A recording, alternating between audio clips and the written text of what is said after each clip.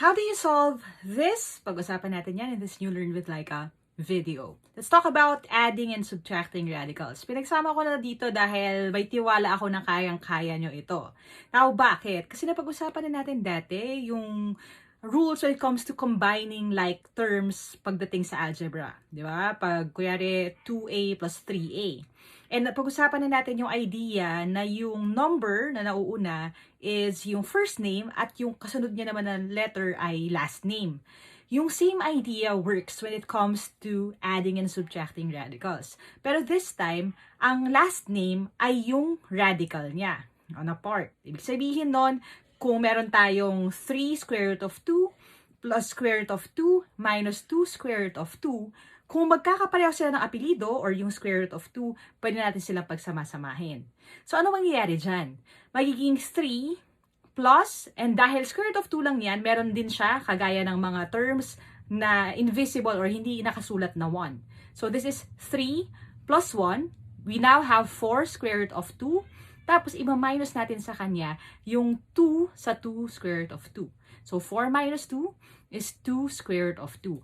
Ang sagot dyan sa mahaba at seemingly complicated na problema na yan is just 2 square root of 2.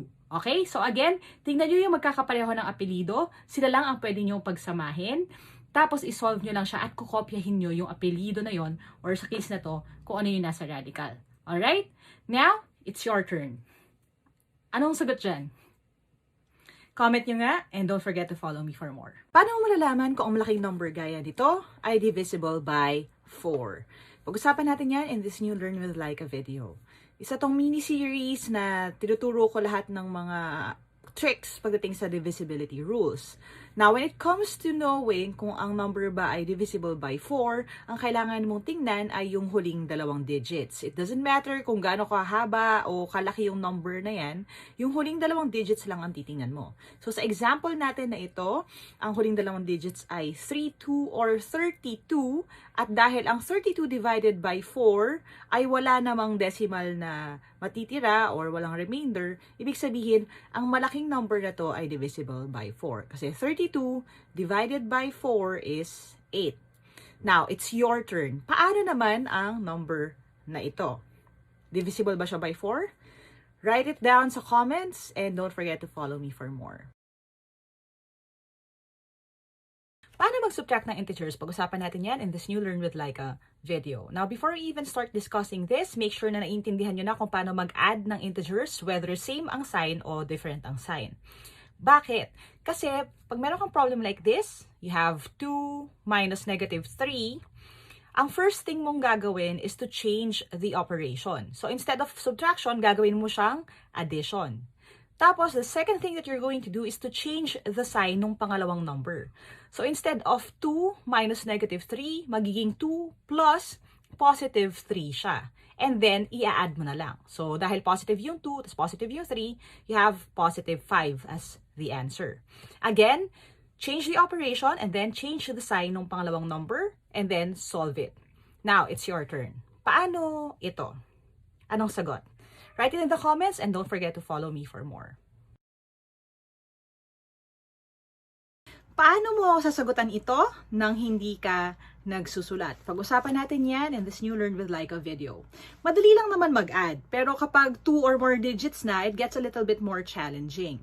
Lalo na kung hindi ka pwedeng magsulat. At tinatanong ito at kailangan mong sagutin mentally.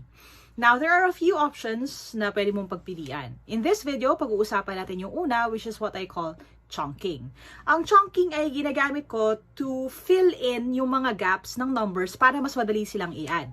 So, sa example natin na 25 plus 38, dahil 5 na lang naman ang kulang sa 25 para maging 30 siya, gagawin ko na siyang 30, tapos yung 5 na kulang ay kukunin ko sa 38.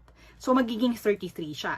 So, magiging 30 na lang plus 33, so 63, mas madali siyang isolve like that. Okay? So again, that's what I call chunking.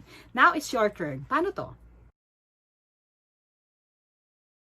Ito do you add these without writing anything down? Pag-usapan natin yan in this new Learn with Laika video. In an earlier video, naturo ko na sa inyo yung chunking, which is another method that I use. This time, split and solve naman yung pag-uusapan natin.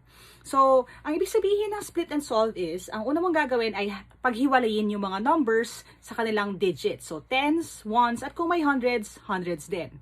Tapos, i-add mo lang yung magkakapareho ng level. Sa example natin, we have 56 plus 25. So, yung 56, magiging 50 at 6. Tapos, yung 25 ay 20 at 5. I-add muna natin yung tens. So, 50 plus 20 is 70. Itatabi mo na yan. Tapos, you have 6 plus 5, which is 11. So, now we have 70 plus 11. Mas madali siya i-add. We have 81. Yan yung split and solve. Now, it's your turn. Paano naman ito? Don't write anything down, ha? Write your answer in the comments and don't forget to follow me for more. How do you solve this without writing anything down? Pag-usapan natin yan in this new Learn with Laika video. One thing I love about math is discovering new things to solve problems. And here's a trick that you can use to divide any number by 5. Let's take our example, 343. The first thing that you're going to do is to multiply it by 2. So 343 times 2 is 686. And then step 2, igagalaw mo lang yung decimal place ng one spot from right to left. So, yung 686 ay magiging 68.6. And that is your answer. Again, that works. Any number, pwede mong gamitin kung i-divide mo siya sa 5. Now, it's your turn. Paano to? Gaano kabilis mong nakuha? Write it in the comments and don't forget to follow me for more. How do you transform or convert fractions? Pag-usapan natin yan in this new Learn with Laika video. Now, very important na skill ang pagtatransform ng fractions, lalo na kung kailangan mong mag-add o mag-subtract ng fractions. Bakit? Kasi kailangan pareho sila ng denominator or yung number na nasa ilalim. So, sa case na ito, yung 1/2, kung kailangan kong gawin na over 6 siya, ganito ang kailangan mong gawin. Titingnan mo yung denominator na gusto mong maging. So, 6. I-divide mo siya sa 2. So, 6 divided by 2. Tapos, i-multiply mo siya sa number na nasa taas, which is 1. So, 6 divided by 2, which is 3 times 1, that would be 3. So, ang 1/2 ay pareho lang sa 3 over 6. Alright? Now, it's your turn. Paano ito? Comment nyo nga and don't forget to follow me for more. How do you solve this? Pag-usapan natin yan in this new Learn with Laika video. Now, before we go on, very important na napanood nyo na yung ating lesson on finding the LCM, transforming fractions, and adding and subtracting fractions. Kasi all of those three ay gagamitin natin to solve this. Now, ang goal natin ay pagparehuhin yung kanilang denominator. Dahil hindi mo pwedeng i-add o i-subtract ang fraction kung hindi sila pareho ng denominator. So, using yung LCM, ang malalaman natin na ang least common multiple or dahil denominator siya, LCD ng dalawang fractions na ito, ay 6. So, kailangan gawin kong over 6 pareho sila.